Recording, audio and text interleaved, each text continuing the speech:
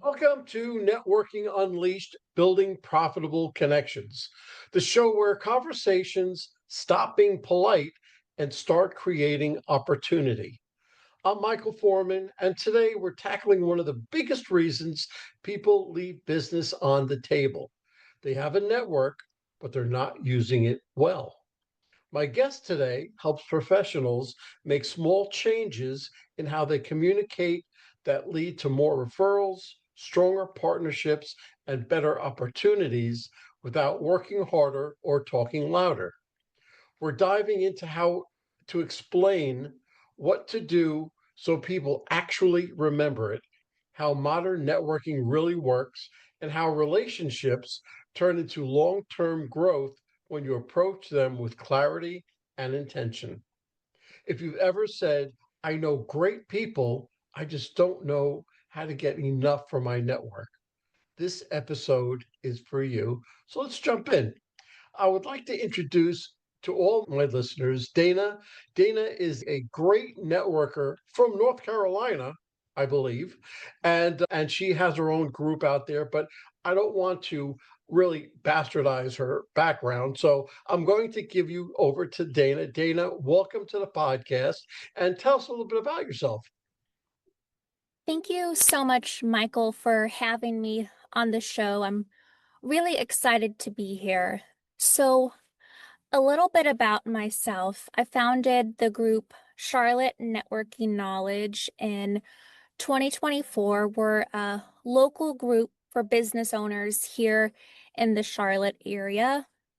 I also am a networking and client visibility and acquisition expert for businesses. So I help you gain more referrals and double your sphere of influence and get more clients through networking. And my strategy is not just networking, it's leveraging your current network, finding those strategic partnerships, and also posting organically on social media and connecting with your network that way, in addition to hosting your own events and speaking engagements. All right, that sounds great. That sounds great. It sounds right along the lines of what I do for a living. So that's why I couldn't wait to get this podcast started. Okay, I have a series of questions that I'm going to ask you, and just give me your answers and just let's see where it takes us. Most people have a network. They just don't use it well. Where do you see professionals leaving the biggest opportunities on the table? So I think a lot of people aren't asking their network for support, advice, or help. And I think this is important because you want to have a network where people support you. I believe in having a network where people will actually help you. Now, not saying that someone you meet at a networking event for the first time, they don't owe you anything. But if you have a professional relationship with someone, you've been going to the same events for years, but you've never reached out for advice or help, how can they help you if they don't know what you need? Also, another mistake is not having a one-to-one with folks in your network because you might consistently see them at a networking event, but it can be busy and distracting, and you might not be able to remember exactly what they do, and they probably don't remember exactly what you do. So it's really key to have a one-to-one with everyone in your network at least once a year, even more often if possible. So you stay relevant to them and they know exactly what you need and you'll be top of mind for referrals. They can't refer you if they don't understand what you do, who you're looking for, and who you help. That's great advice. What would you say to somebody who has a huge following? Let's say I have 10,000 connections on LinkedIn. How many people should I keep in that close sphere of influence to have those one-on-ones or keep them in top of mind to network together?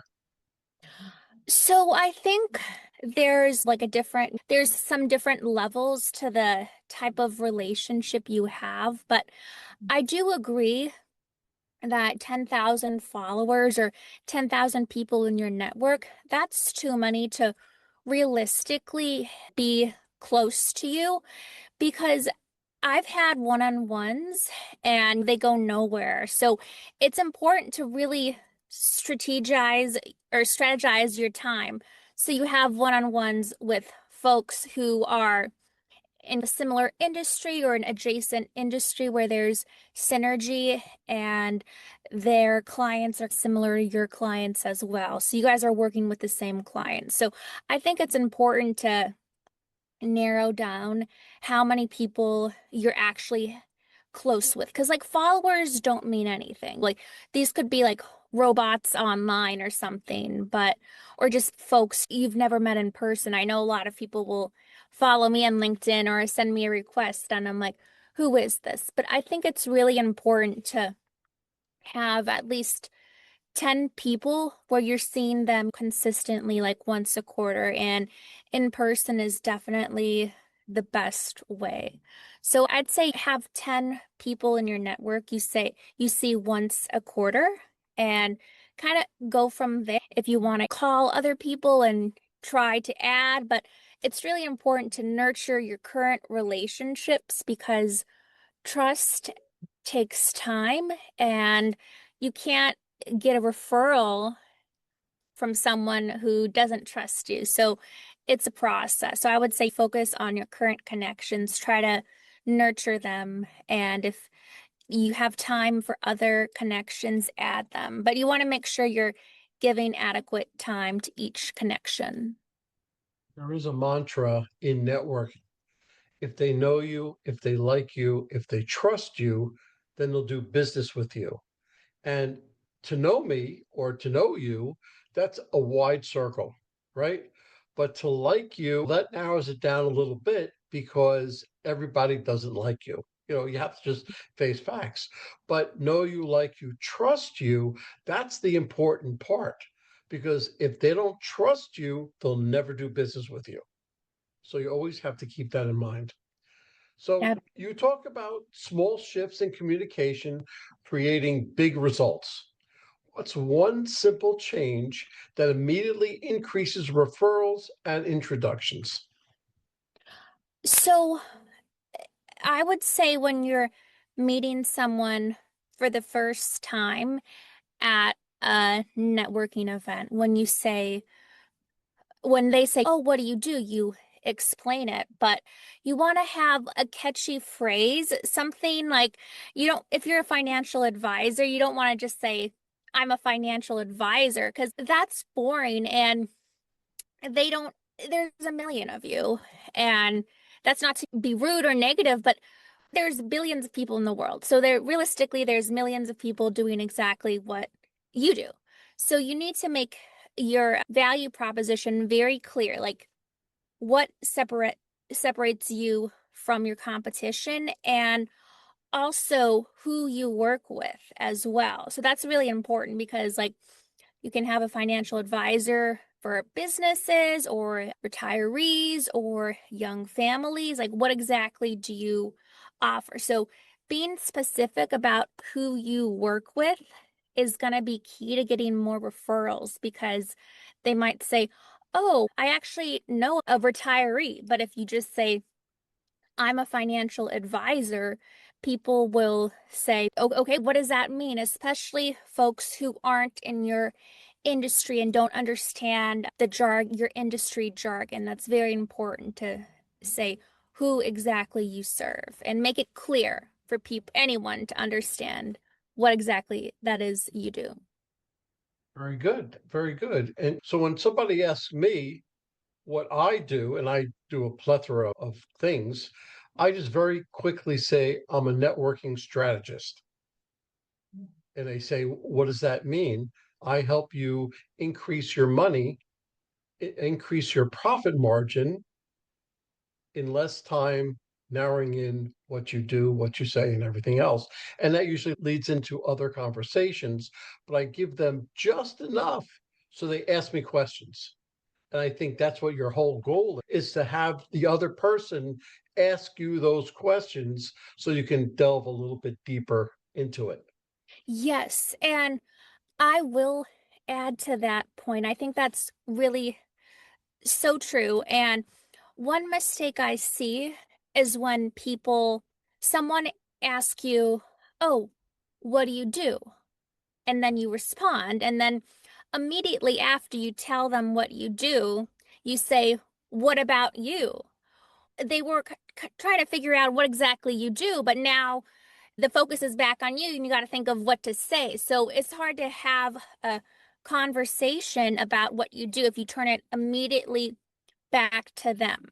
Now, I think it's important to learn about them, their business, and that way you're going to build rapport and trust and, yeah, get them to like you, but you can't put all the focus on them. The focus needs to be on you as well for a little bit and your business as well. So I think some people in networking, they say, "Oh, you have to make the focus all about them."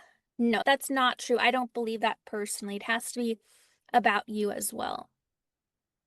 Okay. Why do so many capable people struggle to explain what they do? And how does that confusion cost them business?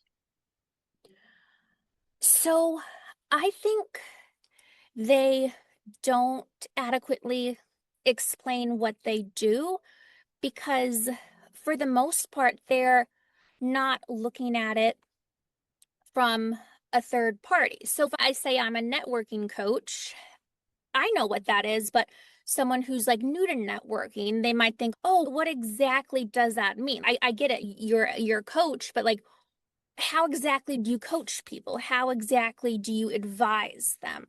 So it's really important to think about like how someone who's not in your industry, how they would respond and understand. So typically your referrals and your network are going to come from people not in the same industry as you, because that could be competition, but there is like collaboration, but really your referrals are gonna be from people outside your industry. So it's really important when you're practicing your elevator pitch, you could ask someone outside your industry to, what they think and make sure that what you offer is crystal clear to them, because that's why I think there's so many benefits of a networking coach, because I have clients who are bookkeepers, financial advisors, business lenders, and it's hard because they're in there, they think, "Oh, I know what that is. I do it every day. I don't need to explain this." But sometimes you need to even simplify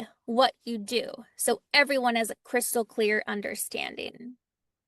That is true. And really, the most important person to understand what you do is you, right? You have to, people can't exactly explain what they do in its entirety because they're like a shotgun shell, they're all over the place.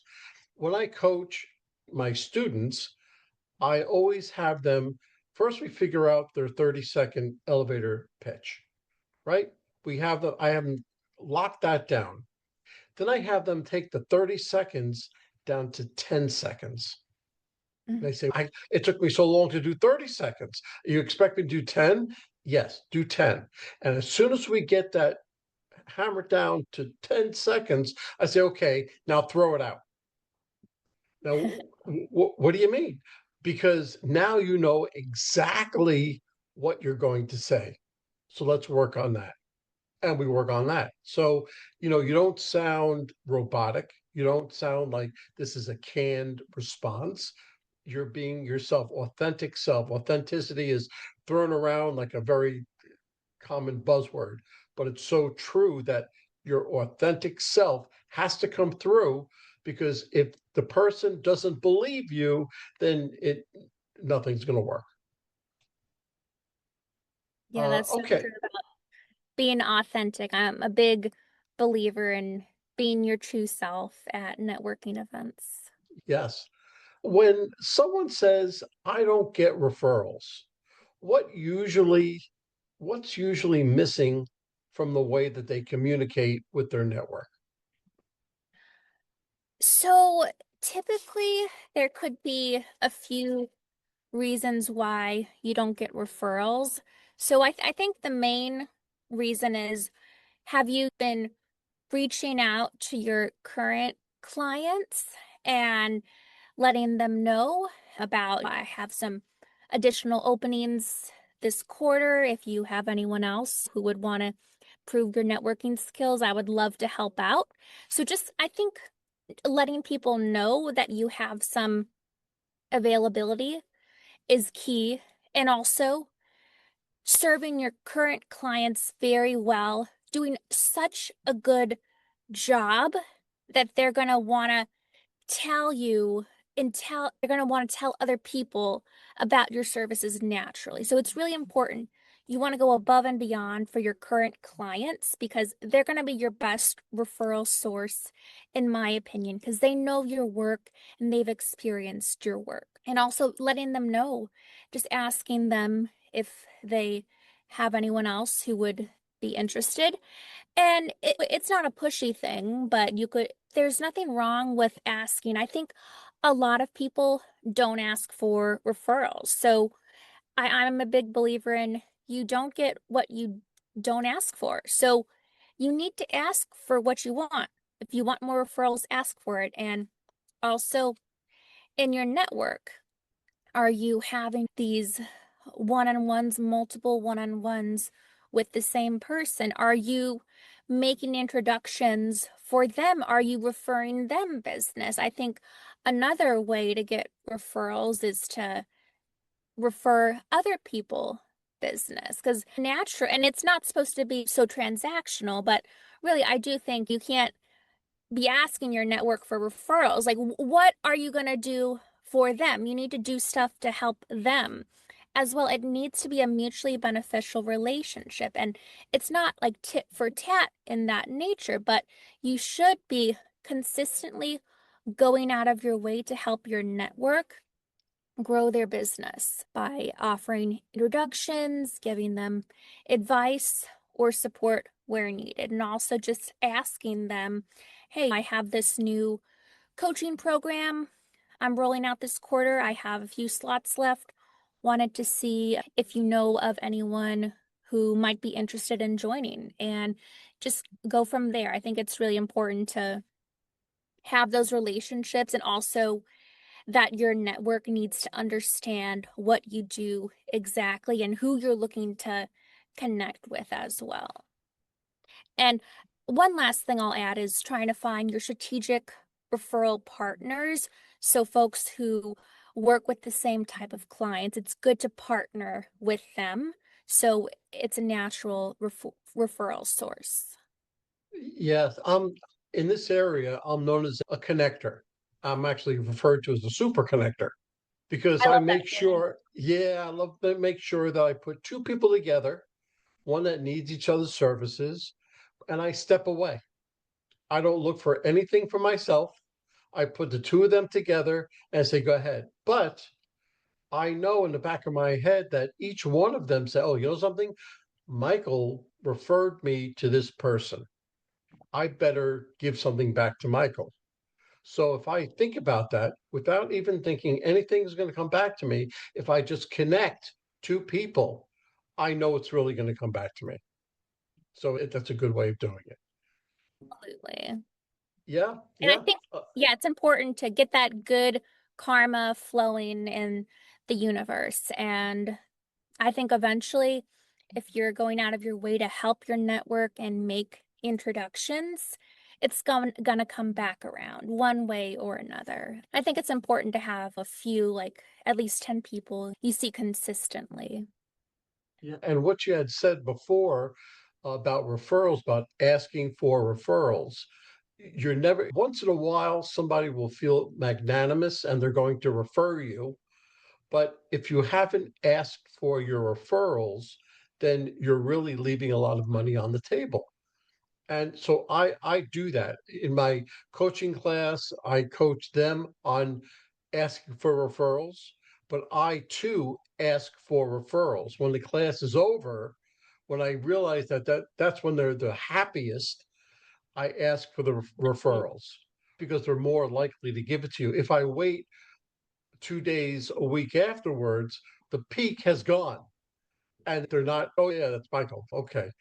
But I always ask before it's over because that's when it's like when you buy a car. You're always so happy. Oh, yeah. You start to see that same car all over the place because you're in the mind for it. So the same thing, you're going to be in the mind Mhm. to hire a coach. Okay.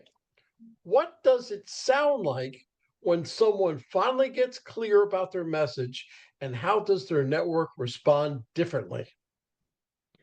So I would say it sounds like you're getting people to engage with what you say for your elevator pitch. If you say, I'm a financial advisor, a lot of people aren't like engaging with that. Like it doesn't give them much to work with. So I think a good measurement is to see what kind of engagement are you getting back after you deliver your elevator pitch? Are they asking open-ended follow-up questions about what you do?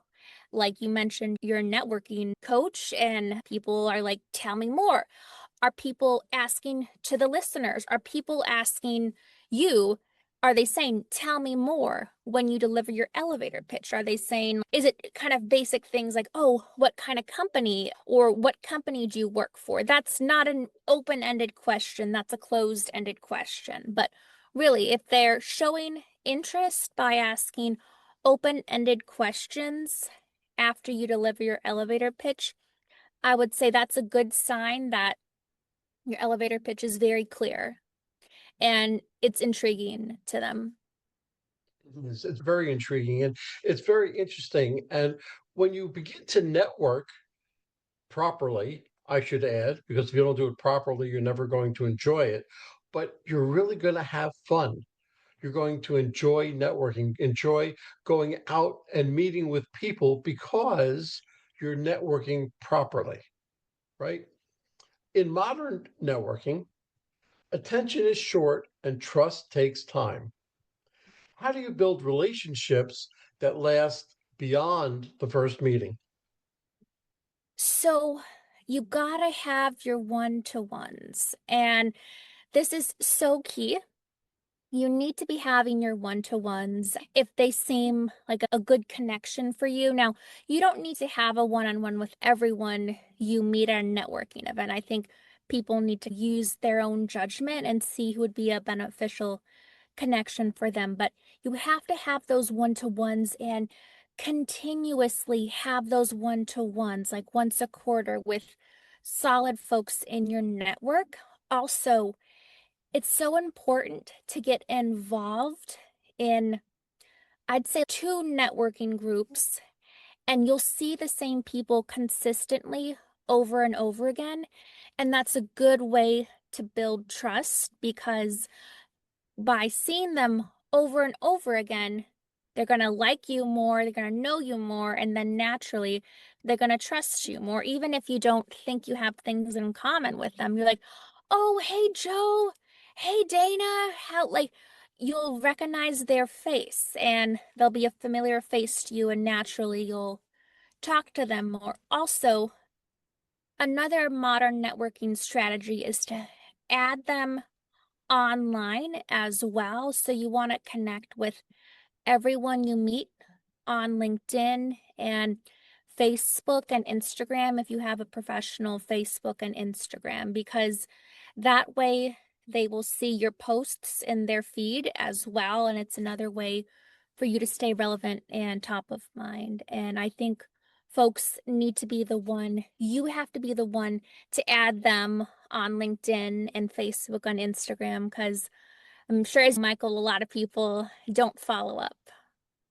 That's true. And half of my workshops is follow up, right? The follow up is, I would say, the follow up is more important than actually meeting the person, because it's the way that you follow up is how much business you're going to get from them.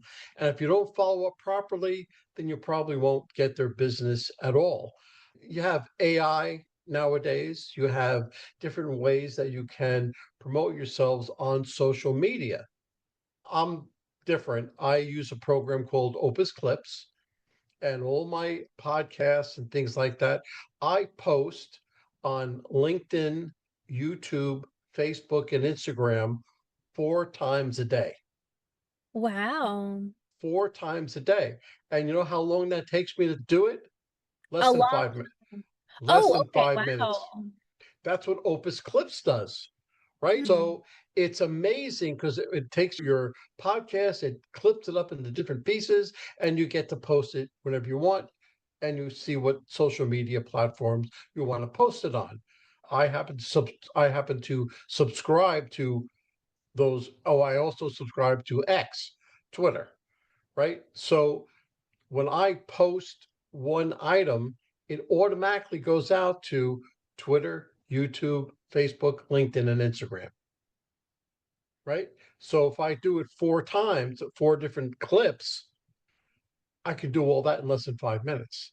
So I'm using and this program to do what normally would have taken me a half an hour or 45 minutes. So I get to do other things. So it's just on how you structure it, but it's very important because nowadays, all the networking you do can't just be face to face. It's in social media as well. And also because folks are busy, they don't have time to meet with you once a month. I think that's a little unrealistic, especially in like Atlanta or Charlotte traffic. Yeah, yeah. Forget about Atlanta traffic. It's no good. Okay.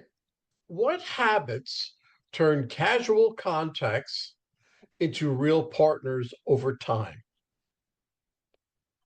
So I really think getting to know them and trying to offer value to your contacts, it's so important because no one wants to be sold. Don't sell them anything. Focus on providing value, and eventually they're going to provide value back in some way or a partnership. But it's really important to think about what you can do for them either today or in the future. Keep an eye out for their ideal client. And if you could refer them, definitely try to refer them, make introductions, and really, yeah, focus on providing value to them. And that I think that is going to help people turn those just a phone number into a real, genuine relationship. It's like a friendship. There's in dating apps and also like they have Bumble BFF. I've met some woman on Bumble BFF. Like I get their number. I've met up with some, but like you're not going to have a good friendship if you meet the person once. You need to see them consistently and be there for them in multiple ways. And the same thing for any type of relationship. So be there for them, congratulate them, and reach out if you hear a post on LinkedIn where they had an achievement. Give them a call or text them. Also, invite them to networking events you're attending. So it's not like a one-to-one, but you can still see them. I learned a line which I usually say in all my workshops and my coaching and everything else. People love to buy, but they hate to be sold to. So if you think of a car dealership, do you want that salesman to come up to you and say, "Hey, how do you like this? Oh, this is a Chevy Tahoe. It does this, it does that. It's great. Let me show you this. Oh, no, let me show you this." Okay. And it's all over you and trying to show you and sell you and everything. Or do you want the salesman to come up to you and say, "Hi, I'm Michael. If you need any help, I'm right over here." It's a different mindset. But this is America. People love to buy things, they just hate to be sold to. So if you keep that in the back of your mind, you go a lot further. Okay. Absolutely. Where do professionals unknowingly make networking harder than it needs to be? So folks make it harder by just thinking, oh, I got to attend all of the events, every event, happy hours, breakfast meetups, lunches, afternoon events, and also they're just driving everywhere across the city. Like for folks in major metro areas, that's unrealistic to attend all the events. So it's really best to get involved in 1 to 2 groups and be very active in those groups. So stop trying to go to all of the events because also, I think a lot of people make a mistake of just going to the free events and, oh, I'll go to the free events. I'll go to all of the free events. But that attracts folks who may not be as serious to building their professional network as those who are willing to invest their hard earned money in a membership based group.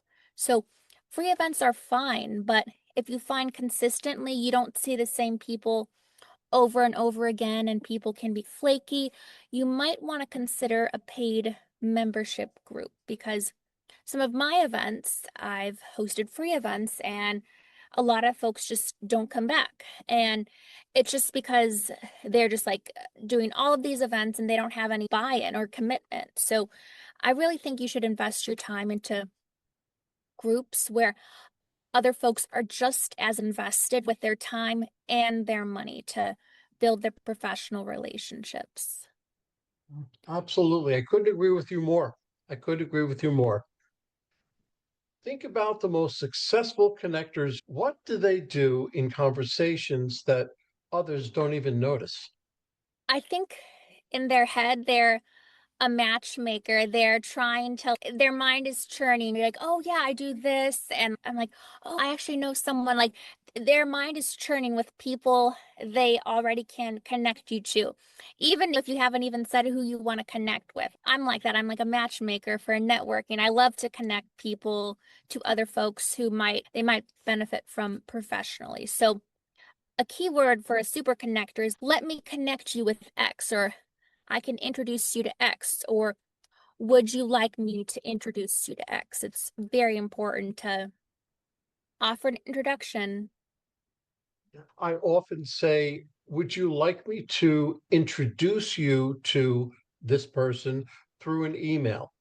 And I'll go online and I'll put everybody's email address and I'll say, Dana, this is Michael. Michael, this is Dana. Dana, this is a networking expert. And Michael, I believe you need her expertise. You guys take over from here. And I let you converse. Mhm. So I've introduced you, I've given you each other's contact information without me even trying to promote it. And I am able to step away. And I'm usually about 80% successful in having people take my lead.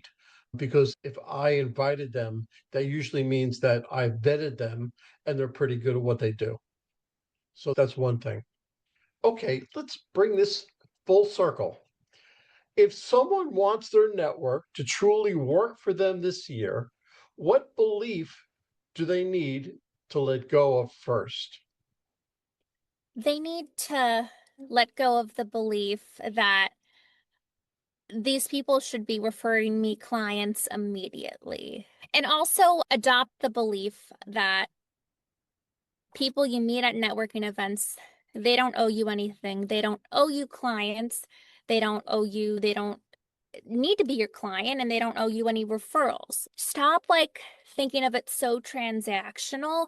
Think about developing relationships instead of getting business. Because I know, and I was there too. Like when I was younger, I was like, oh, I was an office leasing agent. I was like, hey, do you guys want to renew or relocate to our office? And I mean, I did close deals that way, but I really got the most deals by, being consistent with my follow-up and talking to the same people over and over again. So really focus on providing value to them and don't force anyone to a meeting. We talked about no one wants to get sold. Don't force a meeting. You can ask if they want to set up a meeting once, but if they don't want to, just drop it. Don't force anything. And I'd also say adopt the mindset of focus on relationships that bring you happiness and mutual benefits. Nina, I have to tell you, this was an enlightening podcast. I love hearing about how other people network, especially someone with your background. You've created a networking environment and you're passing it on. And I love that. If one of my listeners was listening and they wanted to get hold of you, how would they do it? Thank you. So if anyone wants to reach me, you can follow me on LinkedIn and send me a message there. Dana Alfirevic. My name is in the screen here. Also, you can send me a message on our Facebook or Instagram, which is Charlotte Networking Knowledge. And you can also visit my website, which is networkingknowledgeandgrowth.com. That's the Happy to difference. help Oh, with if anyone has any follow-up questions or just wants to to talk about networking or needs some support and encouragement, feel free to reach out. I'd love to talk. that's the difference clear communication makes. Not louder, not busier, just clearer. If something you heard today shifted the way you think about your network, don't wait. Use it in your very next conversation. Say what you do with confidence, ask better questions, watch how quickly doors start opening. If this episode gave you value, share it with someone who's building their future one relationship at a time. And make sure you follow Networking Unleashed, building profitable connections so you never miss a conversation that helps you turn connection into momentum. Michael Forman, and remember, your network already has what you need. The only question is, are you communicating it clearly enough for it to help you? Dana, thank you again for coming on the podcast, and I will speak with you soon. Thank you so much again. And thank you everyone for listening. Well, hold on, folks. Don't go anywhere. Let's hear from our sponsors. David Neal, co founder, Revved Up Kids. Revved Up Kids is on a mission to protect children and teens from sexual abuse, exploitation, and trafficking. They provide prevention training programs for children, teens, and adults. To learn more, go to revvedupkids.org. Henry Kaplan, Century 21. When it comes to making the biggest financial decision of your life, leave it in the hands of a proven professional, Henry Kaplan. Henry is a global real estate agent with Century 21, celebrating his 41st year in business. No matter where you're moving, Henry has the right connections for you. You can contact Henry at 561 427 4888. A huge thank you to our guest for sharing such incredible insights today. And of course, a big shout out to you, our amazing listeners, for tuning in and spending your time with us. If you're interested in my digital courses, being coached, or having me come and talk to your company, just go to Michael and fill out the request form. Remember, networking isn't about being perfect, it's about being present. So take what you've learned today, get out there, and make some meaningful connections. If you've enjoyed this episode, please don't forget to subscribe, leave us a review, and share it with someone who could use a little networking inspiration. Let's keep the conversation going. You can find me on Apple, Spotify, Pandora, YouTube, or my website, forman.com/podcasts.